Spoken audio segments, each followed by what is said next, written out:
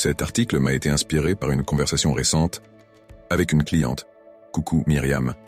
Lorsque vous pratiquez ou faites pratiquer un acte de sorcellerie dont la vocation est de faire revenir vers vous un ex ou de rendre une personne amoureuse de vous, il est impératif que vous restiez focalisé, pleinement et complètement, sur la cible de votre rituel, à savoir la personne que vous souhaitez voir se rapprocher de vous.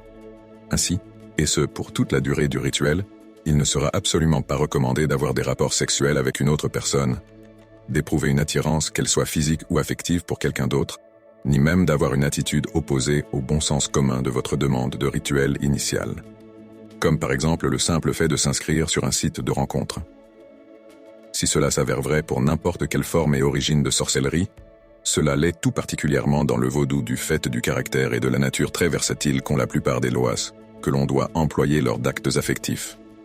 Un autre point, ces mauvaises attitudes mentionnées plus haut peuvent même vous jouer des tours en dehors du rituel affectif, si un autre rituel sur un autre sujet est en cours au même moment, avec le même sorcier. Prenons un exemple.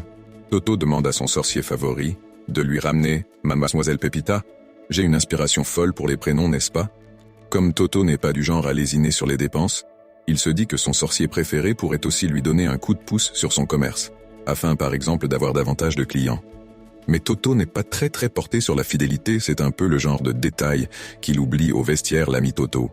Et tandis que son sorcier pratique des actes pour le retour de Dame Pépita, eh bien notre ami Toto écume les clubs, les sites de rencontres et les pubs. Dragueur, c'est un full-time job, à la recherche de partenaires sexuels. Et oui, l'ami Toto ne cherche personne pour parler philatélie.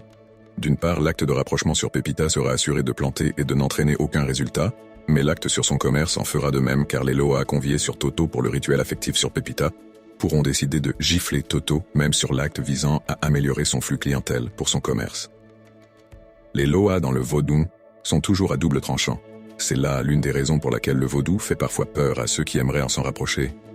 Ainsi, dans notre funeste exemple, le sieur Toto aura, selon les loas, fait appel à elle, à mauvais escient, les aura dérangés en leur commandant une volonté que lui-même n'est pas capable de tenir. Ces loas peuvent donc décider pour faire payer à Toto son manque d'engagement et leur déplacement pour rien, de le planter tant sur son rituel affectif que sur son rituel commercial. Au mieux, Toto n'aura plus de nouvelles de Pépita. Au pire, il n'aura plus de nouvelles de ses clans non plus.